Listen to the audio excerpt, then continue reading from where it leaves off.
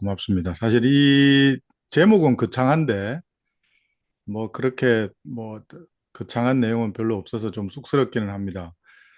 사실 이 자료를 준비하게 된 것은 탄핵 사태가 막 한창 진행되고 있고 아주 정치적 불확실성이 심했던 그런 한 3개월 전쯤이었습니다. 그래서 경제학자들이 모여서 도대체 이 한국의 민주주의 위기 혹은 탄핵 사태 이런 게 왜 발생했는지, 그리고 어, 탄핵 사태라기보다는 정확하게는 탄핵 반대 사태, 그러니까 전혀 예상하지 못했던, 저희가 이제 계엄이 나고 그 계엄 해제가 국회에서 되고 이랬을 때는 헌정 질서를 순조롭게 저 헌정 질서로 복귀할 거라고 예상을 했는데 탄핵 반대 세력들이 아주 결집을 하고 또 어, 소위 엘리트라고 하는 사람들이 그것에 동조를 하고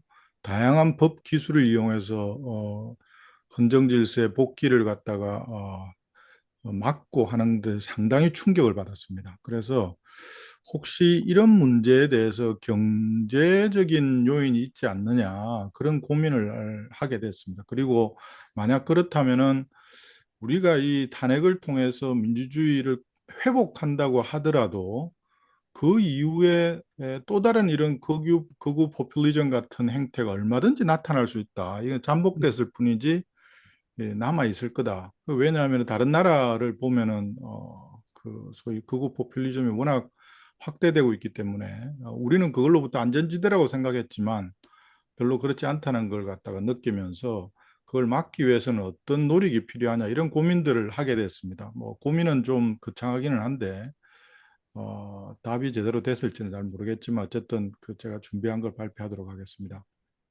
오늘은 먼저 민주주의 위기와 경제와는 어떤 관련이 있느냐는 건데 주로 경제적 비용의 당시에서는 경제적 비용의 문제를 갖다가 살펴봤고요. 그다음 두 번째는 지금 한국 경제가 어떤 상태냐, 그리고 앞으로 이런 민주주의 이 위기가 재발하지 않도록 혹은 극우 포퓰리즘을 억제하기 위해서는 어떤 정책 방향이 필요하냐 이런 데 대해서 간단히 아이디어를 얘기하려고 합니다. 먼저 이 민주 탄핵 사태, 계엄령 혹은 탄핵 사태가 가지고 온 경제적 비용을 보면 무엇보다도 경제적 불확실성이 그 당시에 엄청나게 증가했죠. 12월 3일부터 시작해서 최종적으로 탄핵이 이루어질 때까지 그러니까 약 한 네 달 정도 한국 경제는 정말 혼돈이었습니다.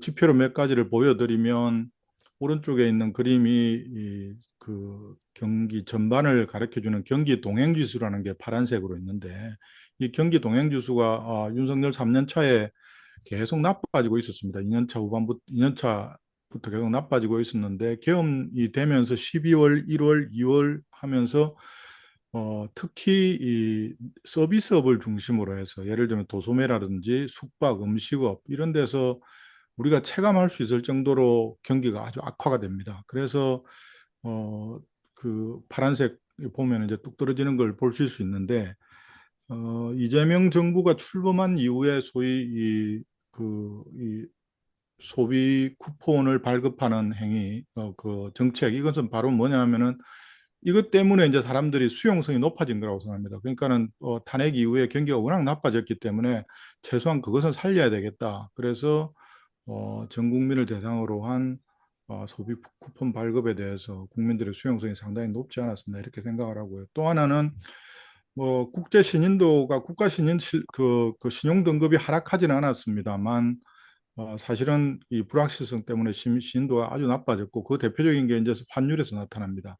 다음 페이지 잠깐 제가 먼저 보여드리면 환율이 이제 그 파란 색깔이 우리나라의 달러 대비 환율이고 밑에 파란색이 빨간색은 뭐냐 하면은 어, 다른 나라 주요 6개국 통화들을 평균을 냈을 때 달러의 가치인데 우리가 평균을 따라간다 그러면 이 빨간색 값, 파란색이 같은 방향으로 움직여야 됩니다. 우리가 평균 정도만 한다고 하면. 근데 보면 알겠지만 파란색이 계속 빨간색보다 게 있다는 얘기는 뭐냐 하면 원화의 가치가 그만큼 떨어졌다는 얘기고, 특히 헌재에서 판결이 계속 늦어지고 그 판결의 결과가 어떻게 될지 모르는 불확실성이 증폭된 3월 달이 되면 이 그래프의 오른쪽에 보면 간격이 엄청나게 넓어집니다. 이 얘기는 뭐냐 하면 이 달러로 표시되는 한국의 그 경제에 대한 대외 신인도가 아주 나빠졌다는 겁니다. 이런 게 이제 전형적으로 단기적인 비용이라고 할 수 있고, 계엄 이후에 우리가 주요 통화 대비 원화 가치가 6.4%포인트 정도 더 떨어졌습니다. 원화의 가치가 그만큼 떨어졌는데, 아주 단순한 계산을 해보면 우리가 해외에 가지고 있는 총 부채가 우리나라 경제 전체가 약 1.5조 달러쯤 되는데, 원화 가치가 떨어지니까 모두 다 이제 대외 총 부채는 달러 베이스로 혹은 외화 베이스로 그 표시가 된 부채인데, 이걸 갖다가 갚아야 되는 저 부담액이 엄청나게 늘어났다는 얘기죠. 더 늘어났다는 얘기고, 그걸 원화로 환산해 보면 약 137조 원 정도, 즉 달러 가치 하락에 의해서 추가적인 대외 부채 상환비 그 부담이 그 정도 늘어났다, 이렇게 이제 볼 수 있습니다. 뭐 이거 외에도 원화 환율이 올라갔으니까 수입 물가가 상승하고, 그 수입 물가의 상승이 국내 물가를 상승하는데 또 영향을 미치고 막 이렇게 했던 게 있습니다. 뭐 이런 건 이제 단기적인 효과고요. 장기적으로 보면은 이 탄핵이 아니라 계엄이 계엄과 민주주의, 계엄으로 인한 민주주의 위기가 계속되고 되면 민주주의 자체에 대한 제도의 불신, 그리고 법치주의의 훼손, 이런 것들이 경제에 구조적으로 아주 악영향을 미칠 거라는 게 뻔합니다.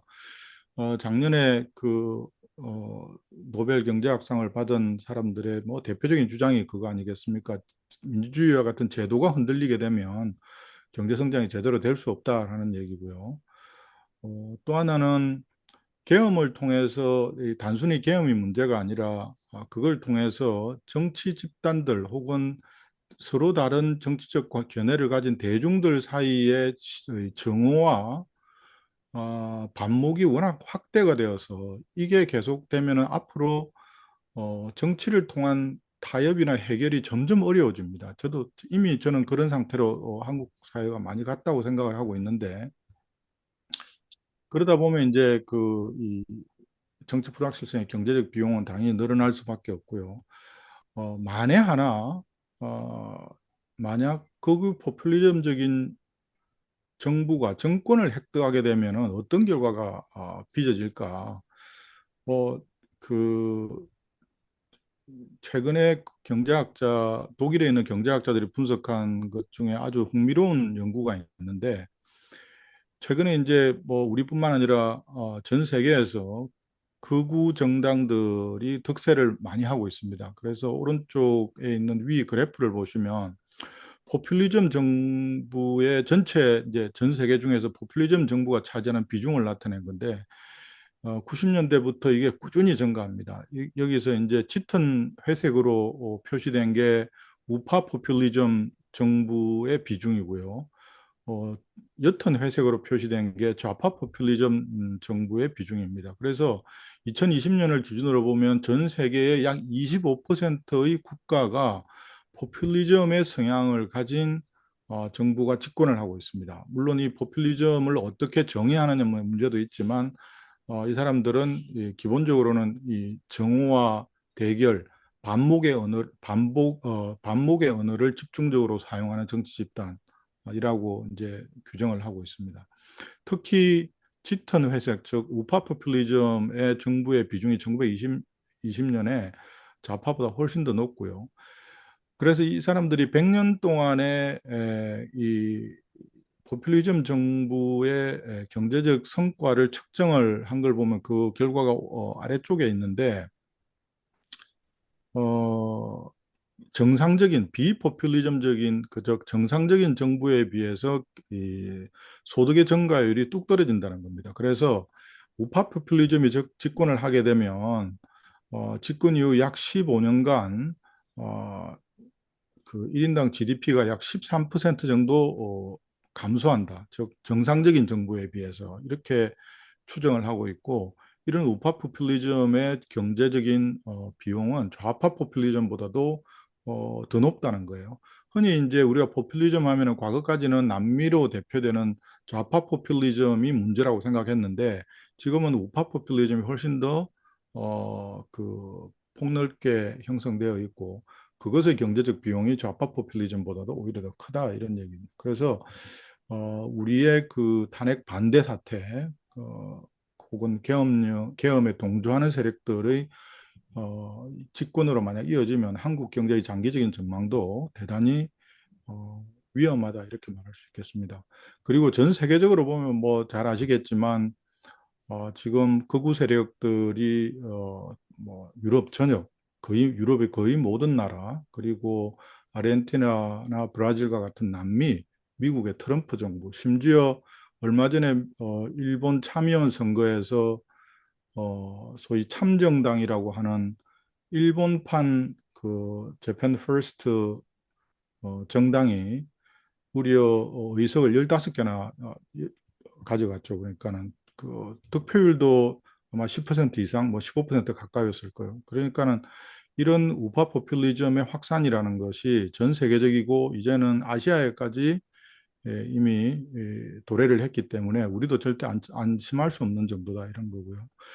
오른쪽에 있는 그래프는 뭐냐 하면은 유럽의 경우에 극우 정당들의 유럽 전체에서의 득표율을 역사적으로 약 지난 100년간을 갖다가 집계를 해놓은 겁니다.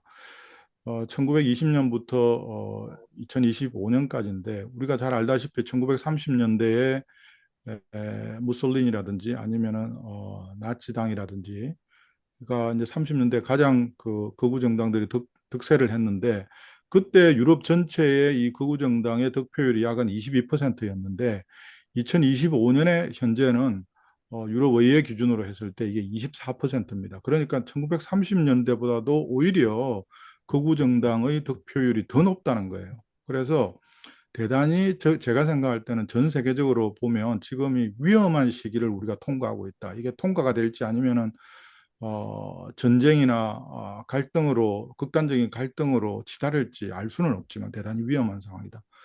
뭐 아주 비슷한 게 많죠. 일단 첫 번째는 국내적으로는 극우 포퓰리즘 그리고 대외적으로는 반외세 그리고 민족주의적인 정서 그리고 보호주의의 득세 이런 것들이 너무나 유사한 게 많습니다. 그래서 우리도 절대 안심할 수 없다는 거고 유럽은 왜 이런 일이 발생했느냐 뭐 우리 김홍종 원장님 잘 아시겠지만 이민이나 난민의 유입이 가장 큰 결정적인 이제 트리거가 된 거고요. 예, 미국 같으면은 러스트벨트의 제조업의 쇠퇴, 그거로 인한 백인 노동자들의 실직 이런 것들이 결국 정치 집단으로 하여금 저 선출된 그 정치인으로 하여금 그들에게 호소력이 있는 포퓰리즘적인 언어 그리고 반외세 민족주의적인 언어 그리고 엘리트에 대한 반감 기성의 그 확립된 이론 혹은 정설에 대한 부정 이런 정치적인 언어를 계속 사용하게 하는 거죠. 그래서 결국 그게 이제 SNS의 확산과 더불어서 더욱 증폭되고 거기에 또 음모론까지 가세하고 또 한편으로는 이 소위 보수적 기독교 같은 종교와 결합하고 하면서 이런 우파 포퓰리즘이 확산되고 있는 것 같습니다. 그래서 제가 제가 생각할 때는 이 극우화를 장기적인 관점에서 억제하고 한국 사회에서 억제하는 것이 절체절명의 목표가 아니냐 저는 그렇게 생각합니다. 뭐 너무 이런 한편으로는 우리가 민주주의 복원력에 대한 자신감이 있지만 다른 한편으로는 그거는 승리했을 때의 자신감이고 다른 한편으로는 잠복됐지만 언제든지 무슨 계기가 생기면 폭발할 수 있는 위험성이 우리 사회에 내재되고 있다는 걸 갖다 우리가 인정해야 될 것 같다는 생각이 듭니다. 그래서 이걸 어떻게 억제하느냐가 절체절명의 목표가 된다 이렇게 생각을 하고요. 제가 생각할 때 그러면 유럽이나 미국 같은 데서 왜 이런 극우 포퓰리즘이 나타날 수 있는 어떤 맹아가 계속 만들어지고 있었느냐 하면 한마디로 얘기하면 물론 저희 판단입니다만은 사회적인 장기 이 자의적인 과제가 장기 미해결의 상태로 계속 가고 있다는 겁니다. 그 문제가 최근에 생긴 게 아니라 지난 30년부터 분명히 문제가 되고 있는 것들이 있었는데 그 사회나 정치권이 그 문제를 해결을 못 한다는 거예요. 해결을 안 하고 있거나 해결을 못 하고 있고 그런 과정에서 그 문제의 그 피해자들이 주변화된다는 거예요. 그리고 이 주변화된 사람들이 그 쉽게 포퓰리즘에 휩싸일 수 있는 그런 이 일종의 불쏘시개 같은 역할을 한다는 겁니다. 그래서 다른 식으로 얘기하면 결국은 우리 사회에도 혹시 장기적으로 해결되지 않고 있는 숙제, 그러니까는 아주 오랫동안 골마져 있는 문제가 없는지를 보고요. 그 문제로 인해서 피해자가 되고 있는 사람들이 어떤 사람들이 있는지를 어, 찾아내고 그것에 그 사람들이 이 정치적인 발언이나 보이스를 낼 수 있도록 하는 것이 이런 극우 포퓰리즘을 사전에 막는데 대단히 중요하다 이렇게 생각을 합니다. 그래서 다시 얘기하면은 문제를 찾아내는 능력, 두 번째는 문제를 해결하는 능력, 세 번째는 그 사람들이 사회적으로 혹은 정치적으로 발언을 할 수 있도록 해서 이 사회가 그게 문제가 있다는 사실을 갖다 인지하는 게 대단히 중요하다는 겁니다. 유럽 같은 경우는 사실은 이민이나 난민이 계속 물론 아랍의 봄 이후에 그리고 시리아 내전 이후에 지난 한 10년 동안 난민이 폭발적으로 증가하기는 했지만 그 전에도 이민으로 인한 이 사회적인 긴장이 계속되고 있습니다. 그게 이미 30년의 문제였고 30년간 누적된 문제였고 이게 소위 서구의 이 전통적인 문명과 이슬람 문명 사이에 갈등이 빚어지고 있는 조짐들이 계속 있었습니다. 여러분, 뭐 우리가 잘 알고 있는 것처럼 프랑스에서 어, 무하마드의 그림을 만화를 그렸다고 해서 그 작가를 갖다가 살해를 한다든지 하는 그런 문제들뿐만 아니라 다양한 형태의 테러들이 있었거든요. 근데 이제 그 문제가 이미 드러났는데도 불구하고 그 문제를 어떻게 해결해야 될지 모르는 거죠.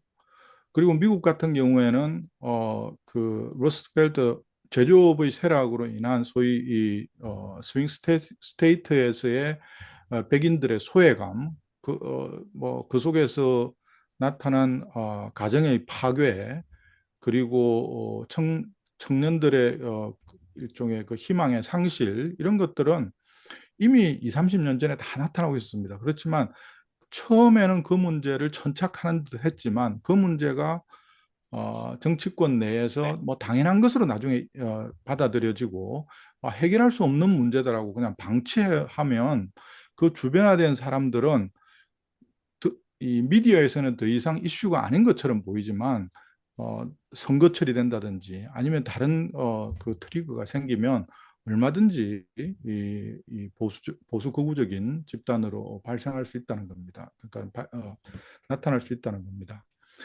어, 그런데 이제 그런 문제가 있고 또 한편으로는 소위 진보적인 정치 세력이 가지고 있는 문제가 있습니다. 진보적인 정치 세력은 이런 문제가 있음에도 불구하고 이 문제를 어, 효과적으로 해결하는 게 아니라 이 문제를 계속 도덕적으로 자꾸 접근하려고 합니다. 무슨 말이냐면 이민의 문제가 있으면 안 돼. 뭐 예를 들면 인종주의는 나쁜 거야. 문화적 다양성이 필요해. 우리가 포용을 해야 돼. 계속 이런 얘기를 한다는 거예요. 그러니까 도덕적으로 맞는 얘기죠. 윤리적으로. 그렇지만 주변화되어 있는 집단들에게 그 도덕적인 호소력은 전혀 설득력이 없습니다. 오히려 간극을 계속 넓히는 거죠. 그러니까 서로 다른 정치 이념을 가지고 있는 사람들의 간극을 더 넓히고 그것은 결국은 어, 진보적인 정치 집단은 결국은 엘리트주의구나 이렇게 생각을 하게 되고 그 엘리트의 위선에 대해서 나중에 분노하게 되고 그럽니다. 결국은. 예를 들면 미국도 계속 그렇게 했고요. 뭐 우리가 생각하는 엘리트 정치인의 대표적인 게 오바마 같은 사람인데 오바마 같은 사람의 보이스는 아주 호소력도 있고 도덕적으로 보면 엘리트들에게 대단히 호소력이 있지만 한편으로 보면은 오바마나 그 가족들이 그 책을 써서 번 돈의 액수라는 것은 어마어마하거든요. 그러니까 보통 사람들이 생각할 때는 이 엘리트라는 집단이 말만 저렇게 하지 전혀 자신들의 문제를 공감하고 해결해 줄 능력이 없다고, 공감도 못하고 해결도 못한다고 생각하는 거죠. 이제 그런 게 이제 문제가 된다고 저는 생각을 하고, 그것과 약간 다른 사례를 보여주는 게 덴마크입니다. 덴마크의 3인당은, 3인당이니까 당연히 문화적 다양성과 난민에 대한 포용 이런 걸 갖다가 해야 될 것 같지만, 덴마크 3인당은 이 문제의 이 폭발성을 오래전부터 잘 알았습니다. 그래서 덴마크 3인당은 유럽의 다른 3인당과 달리 이민에 대해서 제한을 하게 됩니다. 이민을 제한을 하고 난민의 수용에 대해서도 보수적으로 접근하고, 그래서 덴마크가 거의 유일하게 유럽 내에서 극우 포퓰리즘이 그 득표율이 대단히 낮은 그런 국가가 됐습니다. 그러니까 제가 생각할 때는 이 진보 정치 세력이 가지고 있는 이런 소위 뭐 정치적 올바름에 대한 지나친 확신, 이런 것들을 경계할 필요가 있다. 그래서 항상 그런 걸 얘기를 할 때는 대중적인 수용성이 어느 정도 되는지를 어, 좀 생각을 해야 된다는 생각입니다. 그 다음은 뭐 우리나라의 경제 상황인데 어, 그 뭐 잘 아시는 것처럼 잠재 성장률이 계속 지난 20년간 계속 뭐 떨어져 오고 있고요. 뭐 내수도 위축되어 있고, 그 다음은 특히 이제 그 윤석열 정부에서 소위 건전재정이라는 이름으로 재정 보수주의가 강화되면서 내수가 위축되고 있음에도 불구하고 재정을 통해서 경기를 조절하는 역할이 거의 사라졌습니다. 여기 오른쪽 아래쪽에 그래프를 보시면 경제 성장률인데, 경제 성장률을 경제 성장이 수출에서 기인한 거하고 내수에서 기인한 걸 우리가 나눠 볼 수 있는데, 파란색이 수출에서 기인한 거고 회색이 내수에서 기인한 겁니다. 그래서 2003년, 2004년 이렇게 보면은 주로 성장은 다 수출에 의해서 이루어집니다. 수출이 좋아지면 성장률이 나빠지고, 수출이 내려가면 성장률이 떨어지고 이러고, 내수는 거의 기능을 못 합니다. 그러니까 내수가 나빠지면 재정 같은 걸 갖다가 확대 재정을 해서 좀 경기를 보완하고 해야 되는데, 그런 걸 전혀 안 하고 있었다, 이런 얘기죠. 그다음 뭐 다른 한국 경제를 위협하는 여러 가지 저성장 요인은 다 알고 있습니다. 우리가 저출산 문제도 있고요. 그다음 두 번째는 사실은 중국의 요인이 우리 경제에 제가 생각할 때는 가장 큰 위협입니다. 중국의 성장이 추격 속도가 너무나 빠르고, 그러다 보니까 과거 중국의 성장에 그 기초해서 우리가 수출을 해서 누려왔던 게 과거 한 10 내지 15년이었는데, 그게 소위 중국의 파지티브 효과가 이제 완전히 사라지고 중국의 효과는 오히려 이제는 네거티브한 효과가 된 거죠. 뭐 이런 것. 그리고 국내에서 뭐 젊은이들 보면은 경쟁은 열심히 하지만 그 경쟁이 생산적인 경쟁이 아니라 대부분은 독점적인 지위를 유지하기 위한 그런 경쟁으로 해서 생산성은 별로 올라가지도 않고, 그리고 또 한편으로는 뭐 당연히 소득이 증가하면 나타나는 현상이지만 위험 회피 성향이 강화됩니다. 그러니까 뭔가 도전적인 일을 안 하려고 하는 거죠. 위험이 조금이라도 있는지를 안 하려고 하고, 위험을 리스크 테이킹을 안 한다는 얘기는 결국은 경제의 역동성이 사라진다는 얘기니까요. 그 다음은 또 한편으로는 규제들이 계속 생깁니다. 물론 이제 선진국이 되면은 사람들의 욕구가 다양해지기 때문에 그것에 맞춰서 규제가 이루어지기도 하지만, 또 한편으로는 도덕적인 규범 때문에 어떤 경우에는 필요 이상의 그 규제들이 계속 만들어지고, 그 문제를 또 이해 집단들 사이에 적절히 조정할 수 있는 능력도 사라지고 있는 것 같습니다. 그다음 두 번째는 경제적 비전을 상실했다. 우리가 지금 가야 될 길이 뭔지, 뭐 우리가 지난 60년대, 70년대부터 80년대까지는 산업화를 통해서, 그 이후에는 소위 선진화라는 슬로건을 통해서 우리를 사회를 계속 이끌어 왔는데, 앞으로 한국 사회가 지향해야 될 게 뭐지 하는 데 대한 그 국민적인 공감대 혹은 지향점이 상실된 거 아닌가, 이렇게 생각을 하고요. 공동체 전체도 그런 방향을 상실해서 국민을 응집시킬 수 있는 뭔가 구심점이 사라졌다는 겁니다. 남은 것은 모두 다 각자 도생과 재테크를 잘해서 가족의 안녕이 가장 절실한 그런 상황이 된 것 같습니다. 그 다음은 아까 얘기한 것처럼 한국 사회가 점점 초식 사회로 가고 있다. 사실 뭐 30년 전에 일본이 그랬죠. 일본이 초식 사회로 가고 있다. 예를 들면 젊은 애들한테 해외 근무를 하라 그러면 해외 근무를 할 사람이 없어가지고, 일본의 제트로 같은 경우는 아예 해외 오피스에 사람을 파견할 수 없는 정도가 되고, 외교관도 마찬가지고, 외교관도 해외 대사관에 나가려고 하지 않는다는 거죠. 그럼 그 사회, 그런 현상이 지금 정확히 한국에서 똑같이 이루어지고 있습니다. 어, 그, 뭐, 다 한국이 제일 살기 좋다. 그 얘기는 다시 이야기가 무슨 얘기냐면은, 살기 나쁜 곳에 가서 리스크 테이킹 할 생각이 없다는 얘기죠. 그러니까. 그리고, 뭐, 청년들의 희망이 사라지고 있다. 이건 너무 잘 아는 거고요. 어, 그리고 세계적으로 보면은 이 기술 혁신이 제가 생각할 때 지난 100년 동안에 가장 이 빠른 기술 혁신이 나타나고 있고 그것에 따라서 기업들의 순위가 아주 달라지는데 우리나라 같은 경우에는 지난 20년 동안 10대 수출 품목이 거의 변하지가 않습니다. 그래서 새로운 리딩 섹터가 잘 나타나고 있지 않다. 이런 게 이제 하나의 징표고요. 그다음 세 번째로 제가 이제 강조하고 싶은 것은 정치와 정부의 불능이 계속 심해되고 있다는 거예요. 정치의 불능이라는 것은 결국은 정치적인 타협을 해서 문제를 해결할 수 있는 능력이 정치권에서 계속 떨어지고 있다는 겁니다. 어, 뭐 지난 우리가 한 10 내지 15년 보면 양당이 합의를 해서 성장을 위해서 뭘 만들었다. 국민 생활을 개선하기 위해서 뭘 만들었다 하는 것이 눈에 확 잘 들어오질 않습니다. 어, 그런데 이제 보통 이렇게 정치적 타협이 안 되고 사회적인 문제를 해결하지 못한다는 것을 흔히 정치적인 양극화, 이념의 양극화 때문에 그렇다. 그러니까 두 당 사이의 이념의 격차가 커서 그렇다. 이렇게 이제 얘기를 하고 미국에서도 이제 소위 예, political polarization이라고 해서 뭐 그런 얘기를 많이 하죠. 근데 우리나라의 그 진보당과 보수당의 의원들의 이념에 대한 성향을 물어보면 오른쪽에 있는 표인데 지난 10 내지 한 20년 동안 이념적인 간격은 계속 줄어왔습니다. 사실은 한국에서는 점점점 줄어왔고 즉 진보적인 사람들은 좀 더 보수적인 방향으로 변하고 보수당 의원들은 좀 더 진보적인 쪽 예를 들면 복지가 필요하다는 쪽으로 계속 와서 수렴하고 있습니다. 그러니까 이념적인 간격은 점점 줄어들는데 사실은 문제는 뭐냐 하면은 그 정치적 타협이라고 하는 이 기술적인 문제가 계속 안 되고 있다고 저는 생각을 합니다. 그래서 이념의 간극의 문제가 아니다라는 얘기고요.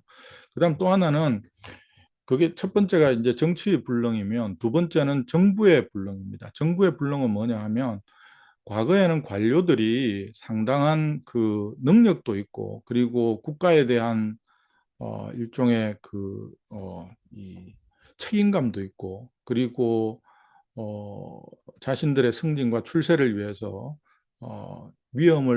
위험을 테이크하고 또 좀 더 과감한 정책을 하려고 하고 새로운 걸 모색하려고 하고 그러겠는데 점점 이런 한국의 이 관료주의가 가지고 있는 그런 것들이 계속 사라지고 있다고 저는 생각을 합니다. 특히 그 민주정부와 진보정부와 보수정부가 정권이 계속 교체되는 과정에서 정책적인 판단에 대해서 사법적인 처리를 하고 그러한 과정에서 어느 누구도 책임 있는 결정을 하려고 하지 않는다는 얘기입니다. 그리고 장기 전략적인 결정을 할 수 있는 상황도 안 되고 과거에 비해서 하려고 하지도 않고 그것에 필요한 역량도 부족한 거 아닌가 이렇게 생각을 하고 있습니다. 그리고 세상은 점점 복잡해지고 해결해야 되는 문제는 점점 어려운 문제만 남아 있는데 정책적인 수단은 과거와 같은 수단을 그냥 사용하고 있는 그래서 전통적인 정책 수단에 의존하고 있는 거 아닌가 이렇게 생각합니다. 그래서 정치의 불능과 정부의 불능이 동시에 작동하고 있다 이런 거고요.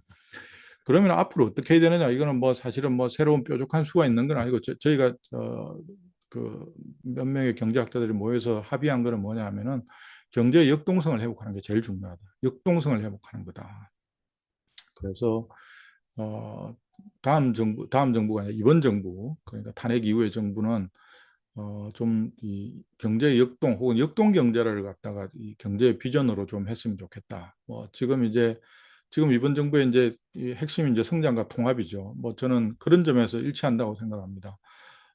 진보 정부지만 성장의 문제를 갖다가 본격적으로 그 얘기를 꺼내고 성장을 회복하는 걸 찾아야 된다. 무엇보다는 이제 혁신을 지원하고 정부 자체가 기업가형 정부가 돼야 된다 이렇게 생각을 하고 있습니다. 그리고 산업 정책이 전 세계적으로 부활했는데 이런 산업 정책의 부활에 대응한 정부 투자가 확대돼야 된다. 그리고 다만 지원을 할 때 정부 투자가 확대된다는 건 결국 기업에 대한 지원인데 지원을 할 때는 좀 그 원칙이 있어야 되겠다. 이 지원을 해서 혁신이 촉진되는지, 아니면은 청년을 중심으로 한 고용이 창출되는지, 아니면은 우리 사회가 가지고 있는 큰 사회적인 문제를 해결하는데 그 이바지할 수 있는지, 뭐 이런 그 세 가지 정도의 기준. 유럽에서는 혁신과 고용으로 을 기준으로 해서 산업 정책을 지원을 합니다. 마찬가지로 우리도 그런 원칙을 정하고 그 지원을 할지 말지를 해야 된다는 건데, 제가 안타깝게 생각하는 것은 지난 2, 3년 사이에 소위 반도체 전쟁이라는 것이 화두가 됐습니다. 그러면서 그게 이제 막그 전 세계에서 반도체를 확보하기 위한 전쟁이 코로나 이후에 이제 일시적으로 나타나고 반도체 기술을 가는 경쟁이 확대되고 그러면서 반도체 전쟁이라는 게 막 뭐라 그럴까요? 언론이나 뭐 보통 사람들에게 화두가 되면서 정부가 반도체 산업에 대한 엄청난 지원과 면세 혜택을 줍니다. 엄청난. 사실은 돌이켜보면 정말 그게 필요했을까? 한국에서 가장 성장 잘하고 있고 성과가 높은 삼성전자 같은 기업에게 반도체 전쟁이라고 하는 화두에 휩쓸려서 지원을 하는 것이 올바랐는지 한번 반성해 볼 필요가 있습니다. 그래서 이런 소위 저널리스틱한 것에 대해서 너무 휘둘리면 안 된다는 거예요. 지나놓고 보면 정말 그게 필요했나 우리가 생각해 볼 수 있는 거죠. 그다음은 그래서 독과점적 지위자를 지원한다거나 혹은 포퓰리즘적인 지원을 한다거나 이런 것들은 좀 더 신중하게 고민을 해야 된다는 겁니다. 그다음은 아까 이미 다 얘기했습니다만 타협 정치를 복원하는 것이 대단히 중요하다. 그리고 무엇보다도 정부가 문제를 해결할 수 있는 문제 해결형 정부가 되는 것이 대단히 중요하다. 적어도 모든 문제를 해결하지 못하더라도 정부가 막혀 있던 어딘가를 뚫고 있구나 하는 걸 갖다가 국민들에게 보여주는 것이 대단히 중요하다는 거고요. 그래서 이제 그 대통령실의 기능이 대단히 중요하다. 대통령실의 기능은 무슨 전략적 판단을 해야 될 때 이 헤드쿼터 역할을 해야 되고, 관료라는 사람들이 그런 전략적 판단을 뭐 잘 할 수 있는 위치도 아니고 그런데 익숙한 것도 아닙니다. 결국은 이 선출된 권력이 책임을 지고 전략적 판단을 해야 된다는 거고, 그 다음은 대통령실은 정치적 설득의 책임자가 돼야 된다. 문제가 해결되지 않으면 결국은 대통령실이 나서서 국민들에게 정치적인 설득을 하고 돌파를 할 수밖에 없다 이렇게 생각을 합니다. 그다음 다른 것들은 뭐 생략하겠습니다. 그리고 혁신을 촉진할 수 있는 여러 가지 규제 개혁이 필요하다 이렇게 생각을 하고요. 뭐 정치적 올바름의 사회적 수용성 이 문제도 이미 다 얘기했고요. 그리고 정책의 수단도 좀 더 새로운 수단을 써야 된다. 과거처럼 예를 들면 경제학이다 그러면 경제학 분야에서 보면 금리를 조정한다든지 뭐 보조금을 준다든지 이런 정도가 아니라 지금은 문제가 워낙 전통적인 문제가 아닌 비전통적인 문제들이 발생하니까 수단도 비전통적인 게 막 나타납니다. 뭐 양적 완화, 마이너스 금리, 뭐 트럼프 같은 경우에는 뭐 관세 이런 상상할 수 없는 수단들을 사용하고 있다는 거예요.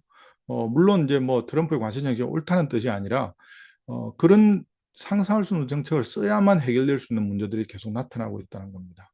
그 다음은 지나치게 안정지상주의는 지양해야 된다. 예를 들면 우리나라 같은 경우에 뭐 국가 부채 비율이 너무 높다. 그래서 이걸 갖다가 낮춰야 된다. 뭐 이런 그게 전형적인 안정지상주의거든요. 그럼 뭐 국가 부채율이 조금만 높아지면 국가 신진도가 하락할 거다. 그 얘기는 결국 뭐냐 하면은 그 위험 때문에 쓸 수 있는 정책 수단을 못 쓰고 있다는 겁니다. 가장 대표적인 예가 독일입니다. 독일이 이 재정 건전주의가 아주 강한 나라인데 과거 그 히틀러 직전에 1920년대 하이퍼 인플레이션 때문에 나타난 건데 이것 때문에 독일이 지난 한 10 내지 15년 동안 제대로 투자를 못했습니다. 정부가 투자를 못했어요. 그 재정 건전성에 사로잡혀서 그게 지금의 독일의 저성장을 가지고 온 원인이라고 많은 사람들이 지적을 하고 그래서 작년 말 올해 초에 독일은 결국은 이 재정에 대한 족쇄를 많이 풀게 됩니다. 우리도 그런 그 과오를 범하지 않았으면 좋겠다. 물론 이제 재정 상황이 나빠지면 보수에서 엄청나게 이제 비판을 합니다. 이제 단골 메뉴죠. 그렇지만 그걸 갖다 설득을 통해서 그리고 설명을 통해서 극복을 해야 됩니다. 뭐 기업가 정신 이거 뭐잘 아는 얘기니까 뭐 넘어가도록 하고 이 중에서도 특히 이 소위 어, 경제적인 렌트를 누려서 자신의 독점적인 지위를 유지하려고 하는 것, 뭐, 이런 것에 대한, 그걸 없애는 게 대단히 중요하다. 그리고, 실패하는 것에 대해서 두려워하면 안 된다. 그러니까 기업들이 망하는 기업이 나타난다고 해서 망하는 걸 억지로 막고 이러면 안 된다는 거예요. 충분히 망하게 하고, 그렇게 해도 한국 경제가 무슨 시스템 위기에 빠지지 않습니다. 그 다음은 우리 조병기 위원장님이 새로 위원장이 되셨지만 저도 동의를 하는데 플랫폼이나 대량 정보 기관 대량 정보를 통해서 독과점을 행사하는 이런 기업들에 대한 이 독과점적 지위를 저는 억제할 필요가 분명히 있다고 생각을 해야 되고, 물론 현재의 그 시장 지배력 자체가 이제 높다고 해서 문제가 되는 건 아닙니다. 그렇지만 지금의 높은 지위력을 이용해서 미래에도 그 지위를 계속 유지한다. 즉, 뭐 경제학적으로 얘기하면 동태적인 경쟁이 확보되지 않으면 상당히 심각한 문제이기 때문에 미국에서도 이런 동태적인 경쟁을 확보하기 위한 그 플랫폼 기업에 대한 다양한 규제 장치가 있기 때문에 우리도 그런 것들을 도입해야 된다 이렇게 생각을 합니다. 그 다음은 뭐 많은 분들이 대학에 계셔서 잘 알겠지만 지난 한 20년 동안 제가 생각할 때는 한국의 대학의 혁신 역량이 거의 고갈 상태에 왔다고 생각합니다. 재정이 나빠지고 대학은 생존하는데 급급을 해서 더 이상 대학이 무슨 새로운 혁신과 새로운 아이디어의 원천이 이미 된지는 되지 않은지는 너무 오래됐다고 생각합니다. 이게 이제 중국의 대학들과 너무나 잘 비견되기 때문에 대비되기 때문에 우리가 앞으로 이 대학의 혁신 역량을 어떻게 회복하느냐가 정말 중요한 과제가 됐다. 초중고에는 예산이 남고 대학에는 예산이 모자라는 이 누구나 다 알고 있는 이 문제들을 정치권이 전혀 해결을 못하고 있는 거죠, 지금. 중국의 딥시크를 보면 딥시크의 개발자들은 미국에서 공부하고 온 사람들이 아니라 중국 대학 내에서 교육을 받은 사람들이 딥시크를 만들었습니다. 그 얘기는 뭐냐면 중국 대학이 가지고 있는 경쟁력이 어느 정도인지를 우리가 정말 놀랄 수밖에 없다는 거고, 그게 뭐 미래의 중국을 만들고 있다고 생각합니다. 그 노벨 경제학상을 받은 조셉 스티글리츠가 한 재미난 얘기가 있는데 미국에서 경쟁력이 있는 게 뭐냐 이렇게 물었을 때 조셉 스티글리츠가 그렇게 했어요. 미국의 최대의 경쟁력은 미국의 아이비리그의 경쟁력이라고 그랬습니다. 즉 미국을 지금과 같이 혁신적인 국가로 만든 데는 아이비리그 대학들의 혁신 능력이 그렇게 중요한 역할을 했다는 거죠. 한국의 대학이 지금과 같은 상황으로 있으면서 혁신적인 경제가 되겠냐 하는 걱정이 있습니다. 그 다음은 중산층 확대를 통한 사회적 안정 뭐 이런 건데 제가 이제 중산층 정책과 관련 제가 이제 강조하고 싶은 것은 부동산 시장의 안정이 대단히 중요하다는 거고요. 그 다음은 이 청년에 대한 지원을 확대해야 된다는 겁니다. 특히 이 지난번에도 제가 토론회에서 말씀드린 것 같은데 청년들의 실질 소득이 지난 10년간 전혀 증가하지 않았습니다. 다른 세대와는 완전히 다릅니다. 이 그래프의 왼쪽 편이 어, 나이 연령별로 지난 10년간 2014년부터 2024년 사이에 가처분 소득이 증가한 걸 실질로 다 환산한 겁니다. 어떻게 증가했는지를 나타낸 건데 이 빨간 선이 2024년 즉 현재의 소득이고 파란 선이 10년 전의 상황입니다. 여기 보시면 증가율로 제일 많이 증가한 게 60대입니다. 60대와 50대보다 60대에서 소득이 가장 많이 증가하고요. 70대에서도 소득이 증가합니다. 그렇게 된 이유는 당연히 이 연금 수혜자들이 늘어나기 때문이죠. 연금 수혜자들이 늘어나는데 제일 왼쪽에 있는 30대 이하에서는 파란색과 빨간색이 똑같은 상황입니다. 즉 10년 동안 실질 소득이 하나도 증가하지 않았다는 겁니다. 30대 이하에서는. 그러니까 이 얘기 그리고 오른쪽에 있는 거는 이제 평균 소비 성향인데 지금 이제 지난달에 우리나라의 뭐 그 전년 대비 일자리가 늘어난 게 14만 개가 17만 개인가 그 최근에 어젠가 통계가 나왔는데 그것뿐만 아니라 매년 우리나라가 일자리가 한 20만 개쯤 늘어나는데 늘어나는 20만 개 일자리 중에 거의 80%는 60대 이상에서 늘어납니다. 그러니까 물론 이제 60대 이상의 인구도 늘어나는 효과도 있지만 고용률이 계속 늘어납니다. 그러니까 노년이 되어서도 일하는 사람들이 계속 늘어난다는 거기다가 연금 수혜도 계속 증가하고 있습니다. 수혜 가구도 늘어나고요. 그러다 보니까 60대들의 평균 소비 성향이 오른쪽 그래프입니다. 보면은 파란색이 이제 10년 전인데 그때 70%, 즉 자기 소득의 70%를 썼는데 지금 60대들은 평균 소비 성향이 62%뚝 떨어졌습니다. 다른 모든 연령 중에서 가장 많은 평균 소비 성향이 떨어졌다는 거예요. 무슨 말이냐면 소득이 많이 늘어나서 그 소득의 60%만 쓰고 지금 생활을 하고 있다는 겁니다. 그 얘기, 그것처럼 60대들의 소득은 비교적 빨리 늘어났기 때문에 제가 지금 하고 싶은 얘기는 복지 정책의 초점을 노년 복지에서 점점 청년 복지로 계속 어, 변화를 해야 된다. 우리가 이제 이 우리나라가 노인 빈곤율이 전 세계 OECD 최고다 뭐 이런 레토릭 때문에 노인에 대한 그 복지가 많은데 오히려 청년들이 지금은 빈곤 청년들이 너무나 많습니다. 학교에 가보면은 어, 1,000원 아침밥상 그걸 먹기 위해서 오는 학생들 그리고 그 편의점에서 삼각김밥을 먹고 있는 학생들이 수두룩합니다. 물가가 올라갔기 때문에. 그리고 이 학생들에게는 대중교통 그 교통요금마저도 대단히 부담스럽습니다. 그런데 정작 그 대중교통에 대한 감면은 노인에게 주고 있는 거죠. 뭐 필요 없다고 하는데도 이제 노인에게 계속 주고 있는 거죠. 그러니까 이런 문제들은 결국 정치권이 해결을 해야 되는데 해결을 못 하고 있고 그 청년들은 복지에 대한 효능감을 전혀 느낄 수 있는 기회가 없고 오히려 기성 세대들이 자신들에게 연금의 부담을 지우고 있다라는 생각이 계속 있단 말이에요. 그게 이제 이 청년들을 계속 우경화시키는 요인 중에 하나입니다. 그래서 복지를 청년으로 이동하는 것은 소득과 소비의 패턴을 봤을 때도 필요할 뿐만 아니라 정치적인 위험을 억제하는 데서도 억제하는 측면에서도 저는 반드시 필요하고 이게 이번 정부에서 좀 착실히 이루어졌으면 좋겠다 이렇게 생각을 하고 있습니다.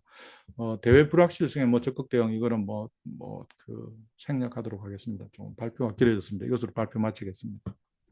예, 감사합니다. 예, 뭐 최근 그 전 세계적으로 정치, 경제, 사회적인 공통적인 뭐 좀 차이도 있지만 공통적인 현상에 대한 폭넓은 좀 고민이 녹아 있는 발표였던 것 같습니다. 예, 오늘 토론은 고려대 국제대학원에 계신 김은경 교수님께서 맡아주시겠습니다. 예, 그럼 김은경 교수님 토론 부탁드립니다. 네, 호영과역신 그 세미나에 불러주셔서 감사하고요. 제가 이제 여기 뭐 발표를 한 적도 있고, 또 토론이나 사회를 본 적도 있는 것 같습니다. 근데 항상 여러 가지 많은 배움을 갖고 또 많이 생각을 해볼 기회가 있는데, 이번에 그 박보영 교수께서 발표하신 이 문제도 사실은 뭐 지금 누구나 대한민국 경제학자라면 지난 6개월 동안 많이 생각을 해봤을 그런 주제인 것 같습니다. 그 주제에 대해서 아주 대단히 잘 정리를 해서 또 고민과 함께 발표를 잘 해주신 것 같습니다. 그 제가 이제 뭐 특별히 뭐 반박을 한다든가 그런 것보다는 조금 보완해서 그냥 설명을 몇 가지를 좀 드리고자 합니다. 일단 그 첫 번째 보면 이제 그 민주주의와 관련해서 지금 민주주의를 어떻게 계속 유지할 것인가 관련된 문제인데 제가 작년에 12월 5일 날 외국을 나가서 국제회의에 참석을 했습니다. 국제회의에 참석을 했더니 12월 5일 날 나갔는데 6일부터 해서 한 일주일 동안 호텔방에 들어와서 TV를 키면은 TV에 CNN에서 계속 나오는 게 그 대한민국 국회 유리창 깨고 군인들이 들어가는 거였어요. 그거를 계속 반복을 해주더라고요. 이렇게 반복을 해주고 그게 일주일 내내 나왔습니다. 틀면 나옵니다. 그게 항상 이제 그랬는데 그러다 보니까 당연히 이제 뭐 이런저런 저한테 세계 여러 나라 사람들이 질문도 하고 또 격려도 하는 사람도 있었어요. 근데 격려하면서 오히려 약간 이제 모멸감이 들었죠. 왜냐하면 이제 우리가 전혀 민주주의가 아니라고 생각되는 그런 나라에서 야, 다 그런 거야. 뭐 그럴 수도 있는 거야. 뭐 이런 식으로 격려를 하니까 굉장히 당혹스러운 그런 경험도 있었고요. 다만 이제 한 가지 그 굉장히 제가 고마웠던 것은 그 회의의 마지막 날 제가 뭐 요청한 것도 아닌데 어떤 분이 어떤 옛날에 월드뱅크에서 근무하시다가 은퇴하신 어느 미국의 어느 교수님께서 한국은 가장 그 반헌법적인 그런 조치에 대해서 가장 헌법적인 방식으로 대한민국은 이 문제를 현재 풀어가고 있다. 이런 식으로 얘기를 해서 제가 깜짝 놀랐어요.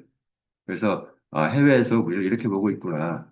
그래서 그 뒤에 그 윤석열 탄핵하는데 4개월이 걸리고 그리고 지금도 현재 여전히 좀 진행 중입니다만은 이런 식으로 우리나라를 보고 있다라고 하는 측면에서 굉장히 의미가 있었고요. 그다음에 이렇게 제가 어, 얘기를 해보면은 이게 미국이나 유럽의 그 소위 말하는 선진국의 그 학자들이나 이런 사람들이 오히려 우리한테 의존하는 이러한 느낌을 받아서 굉장히 당혹스러워요. 왜냐면은 대한민국이 지금 이제 그나마 지키고 있다는 거죠. 구구파의 거대한 그 공세로부터 민주주의를 지키고 있다라고 하는 이러한 그러한 생각들을 많이 갖고 있는 것 같습니다. 그래서 그런 측면에서 우리 굉장히 중요한 일을 하고 있다는 그런 생각을 하게 됩니다. 예, 그럼에도 불구하고 몇 가지 오브저베이션에서 이제 우리 할 만한 것은 여기 우리 박 교수님께서 말씀하신 대로 극우 포퓰리즘이 우리한테 이미 이제 수입이 됐죠. 예, 그러니까 말하자면 그 윤석열 세력이 이제 물러나지 않기 위해서 계속 싸우다 보니까 그리고 미국에서 나오는 어떤 그런 이즘을 그대로 수입을 했고요. 그것이 꼭 미국뿐만의 문제가 아니라 그 유럽에서 우리가 흔히 볼 수 있는 바로 극우 정당, 극단주의 세력의 그 주장과 방식을 그대로 이제 갖고 들어오는데 우리는 이민의 문제가 그렇게 이슈가 될 수가 없으니까 이제 다른 방식으로 해서 비상계엄을 옹호하는 방식으로 그렇게 진행이 됐습니다. 근데 그 바탕에 있는 배경은 비슷한 것 같아요. 결국 뭐냐면 우리 대한민국 일부 사람들의 어떤 좌절감 결국은 이제 극우 포퓰리즘은 좌절감을 먹고 사는데 바로 이러한 좌절감에서 그렇게 계속 한 1, 20% 정도 계속 유지가 될 것 같고 그리고 이것이 경제 상황이 더 나빠지기는 더 올라가게 되고 이제 이러한 방식으로 해서 우리한테 굉장히 큰 과제를 현재 던져주고 있다 이런 생각이 듭니다. 그다음에 이제 박 교수님께서 발표하신 그 7페이지에 보시게 되면 이제 극우 포퓰리즘의 위험 증가가 나오는데 극우 세력의 세계적 확산인데 제가 이제 유럽의 극우 정당 부상 때문에 계속 이 극우에 관해서는 계속 이제 관심을 갖고 보고 있었고요.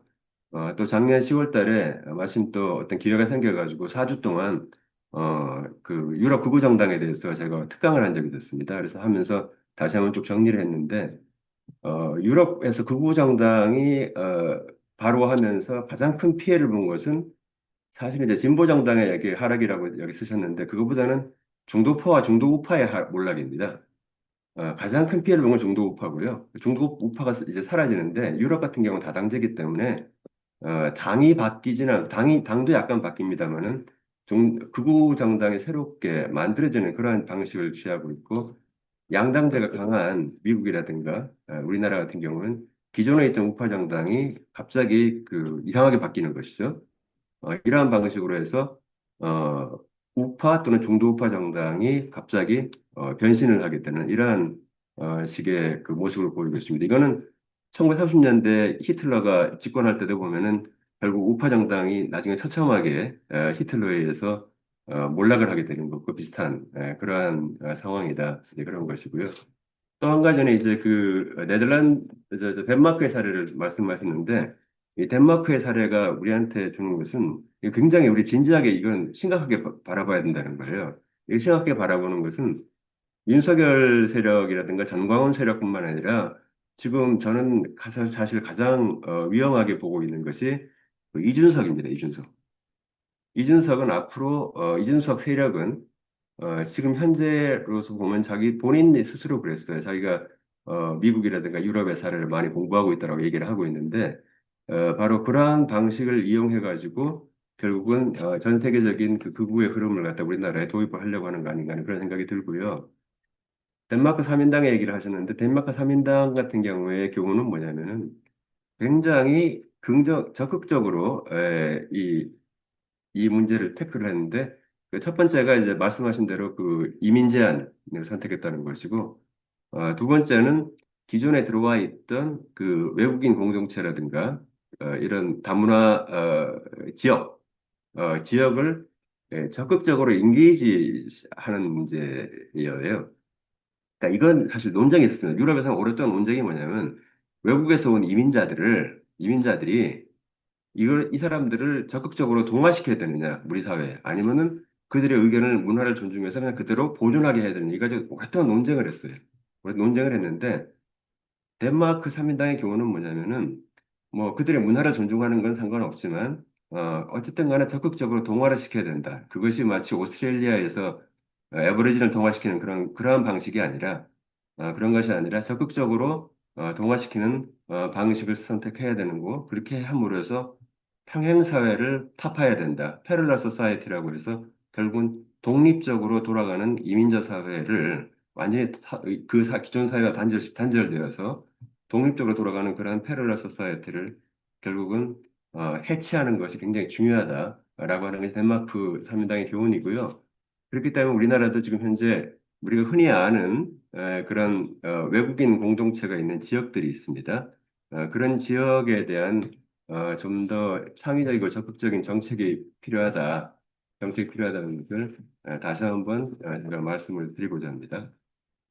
그다음에 이제 한국 경제에 관련해서는요, 한국 경제의 뭐 경제 활력이라든가 이런 부분에 대한 제가 다 동의를 하고 있고요. 어, 지난 정부에서 정부가 없었다. 그 정부 재정 정책이라는 것이 없었고, 결국 정부 재정이 균형 재정이라고 하는 슬로건, 모토를 내세웠는데, 균형 재정도 달성을 못했어요. 100조 이상 되는 그런, 100조 원 이상 되는 그런 정부 재정 적자를 매년 기록하는 정도의 아주 참담한 실패를 보았습니다.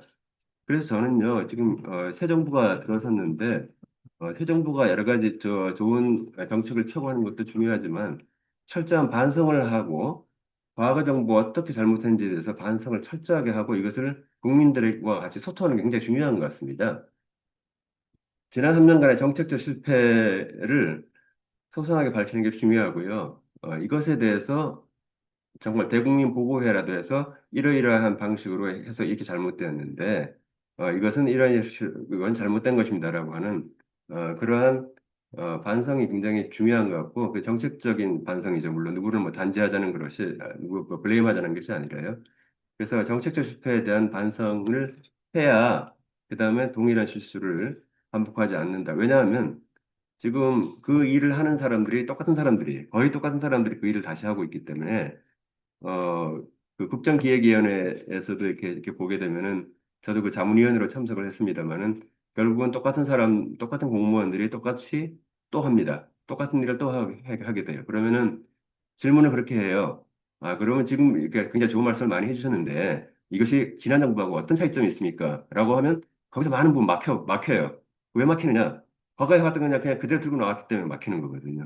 지금. 그래서 이거는 굉장히 심각한 문제입니다. 이거. 그래서 기재부 엘리트 공무원이라든가 그 산업부 엘리트 공무원들이 1급, 2급들이 발표를 하고 나서 그다음에 이것이 어떻게 그러면 차별화가 되고 그것이 지난번에 뭘 잘못했습니까라고 했을 때 그냥 거기서 제대로 된 반성이 없고 또 새롭게 어떻게 한 방식으로 하겠다고 하는 것에 대한 어, 지금 생각이 별로 그렇게 많이 있는 것 같지가 않아요. 그래서 이거 굉장히 좀 걱정스럽다 하는 것이 저는 이제 국정기획위원회에 제가 얼마 안 되지만 그 참여해본 그런 경험입니다. 그래서 이러한 부분, 정책적 실패에 대해서 각 부문별로 좀 더 꼼꼼하게 살펴보고 그걸 갖다 정말 공개하는 것이 문제가 있다면은 공개하지 않더라도 결국은 그 정부 내부에서 대통령실을 포함해서 다 공유하는 게 굉장히 필요한데 바로 이러한 부분이 없이 그냥 묻혀서 그냥 넘어가는 것 같다. 그래서 굉장히 그것은 좀 안타깝다는 것이고요. 그 다음에 이제 뭐 역동성 회복이라든가 이런 부분에서는 규제와 관련해서는요. 규제는 이렇게 보니까 그냥 가만히 있으면 늘어요. 규제는 그냥 가만히 있으면 늡니다. 그냥 자동적으로 늘어나게 돼 있어요. 그냥 가만히 있으면 그냥 늘어나게 됩니다. 그냥 그 왜냐하면은 그 규제 레귤레이터가 사람이고요. 사람이 있고, 그럼 그것이 규제 철폐라고 하는 어떤 특별한 사명이 있지 않으면 결국 그것은 규제는 항상 늘어나게 된다 하는 것이 규제가 늘어나는 것을 저는 이제 옛날에 국제연구원에 있으면서 이제 그걸 직접 봤거든요. 어, 무질서한 부분에 질서를 부여한다고 하는 그러한 생각에서 규제가 만들어지게 됩니다. 자, 그래서 규제라고 하는 건 항상 늘어나기 때문에 결국은 규제에 대해서는 어떠한 식의 문제가 있는 거에 대한 거에는 굉장히 잘 들여다봐야 되는데 사실 이 부분은 이명박 정부가 다른 정부에 비해서는 조금 더 경험도 있고 또 문제의식도 갖고 있다고 하는 측면에서는 저는 조금 더 그 기대를 해보고 있습니다. 그다음에 이제 그 플랫폼 경제에 대해서 지금 우리 그 주정기 위원장님도 이 부분을 이제 다루셔야 될 것 같은데 이 부분에 대해서 굉장히 좀 우리가 생각을 잘해야 될 것 같아요. 어떤 스탠스를 취할지에 대해서 지금 보면은 맵, 뭐, 정보, 뭐, 이렇게 하는 문제부터 시작해서 여러 가지가 있고, 그리고 플랫폼 이코노미에 대해서 어느 정도의 어떤 규제를 할 것인가 하는 문제도 있고, 그다음 앞으로 미래 우리가 어떠한 식으로 그걸 해나가야 될지에 대한 문제가 있는데, 이게 유럽 같은 경우에 플랫폼 이코노미가 제대로 자기 스스로가 구축이 안 돼 있기 때문에 바로 이러한 부분을 갖다가 유럽의 사례를 그대로 가져올 수는 없고 결국은 이제 중국이라든가 미국이라든가 우리나라라든가 이러한 그 상황에 맞게 적절하게 그 경쟁을 유지하면서도 공정과 경쟁을 유지하면서도 결국 플랫폼 경제를 갖다가 이끌어 나가는 이러한 방식을 좀 사용을 해야 되는 거 아닌가라는 생각을 많이 하고 있습니다. 그래서 이런 부분도 조금 더좀 노력을 해야 되지 않을까, 관심을 좀 가져야 되지 않을까. 그리고 이것이, 지금 그, 자산시장에서, 결국 주식시장 같은 경우, 지금, 코스피 5천 말씀하셨는데, 5천 관련된 어떤 그런, 그, 그, 그 문제, 자산에 대한 어떤 권리 문제, 이런 부분과 직접 연결되는 거 아닌가, 이런 생각합니다. 그 다음에 이제 그 청년층 관련해서는요, 청년층 관련해 당연히 그 일자리를 하고 여러 가지 하고 있는데, 청년층 소득이 많이 증가하지 않았다고 하는 것은 뭐 정말 너무나 동의하는 문제이고요. 그 22페이지에 해주신 그 그래프가 참 이게 재미있어요. 22페이지 그래프 보면은 파란색하고 이제 빨간색으로 해가지고 그 10년 주기로 해서 2014년, 2024년 이렇게 돼 있습니다. 그러니까 말하자면 이게 이 같은 세대를 보게 되면요. 바로 그 전 10년 전에 파란색이 그 10년 뒤에 그 빨간색인 사람이에요. 그래서 이게 소득을 보게 되면요. 어, 2014년에 30대 이하였던 사람이 그 보면 346.8 이렇게 나오는데 그 다음에 그 사람들이 432.2가 되었었고 그 다음에 이제 그때 40대였던 사람들이 390에서 440이 되고요. 조금씩 올라갑니다. 근데 이제 재밌는 것은 10년 전에 50대였던 사람들이요. 371.9였는데 60대인데 10년이 지났는데 353.4입니다. 이게 별로 이게 안 되는 거예요. 이게 안 되고. 근데 그 당시에 60대였던 사람들이 지금 70대인데 여기서부터 소득이 확 떨어집니다. 234였다가 지금 183이 됐었거든요. 그러니까 이건 뭘 의미하냐면요. 우리나라는 그 세대별로 소득이 어떻게 바뀌는가 하는 거에 대해서는 다른 나라하고 달라야 됩니다. 제가 몇 년 전부터 계속 그 얘기를 하고 언론에도 쓰는데 요새는 제가 처음으로 썼는데 그다음에 계속 이제 그게 이제 굉장히 여러분들이 많이 쓰시는 것 같아요. 뭐냐면은 우리나라는 다른 나라하고 다르다. 그 선진국의 60대는 그들이 태어났을 때도 60대지만은 우리의 60대는 우리가 태어났을 때는 개도국이었고요.